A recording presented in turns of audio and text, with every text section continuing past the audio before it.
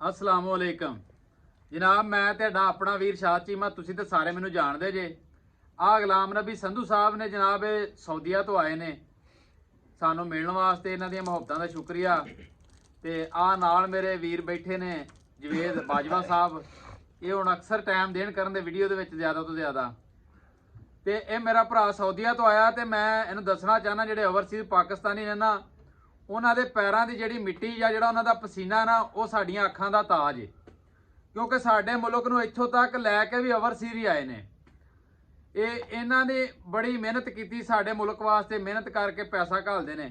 पर बदकिस्मती दे नाल कुछ बंदे इस तरह ने कि पिछों माँ प्यो ने हाथे वेच के जमीनां वेच के उन्होंने बाहर घल्लिया या किसी को कर्जा फड़ के उत्थे जाके तो बिल्कुल ही माँ प्यो नूं भुल गए ने। पैसे तो घलना एक दूर की गल है, उन्हें कभी फोन भी नहीं किया, हाल चाल भी नहीं पूछा। जेडे तो शादीशुदा ने वो तो अपन बीवियां नूं उत्थे सद लिया या बीवियां नूं अपने सहुरियां ते घल के ते उत्थे पैसे घालते हैं। माँ प्यो नूं नहीं घालते, सस ते सहुरे नूं घालते हैं।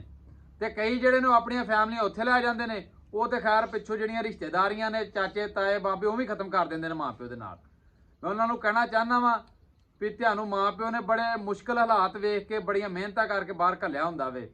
तुसीं जांदे हो तो अपने पिछलियां नूं कोई फायदा कोई सुख दिया करो, अपने माँ प्यो की सेवा कराया करो, तो कमा के पैसे वापस आया करो अपने मुल्क दे विच, ते आण के इत्थे अपने कारोबार कराया करो। बाकी मेरी दुआ है, हसदे रहो ते वसदे रहो।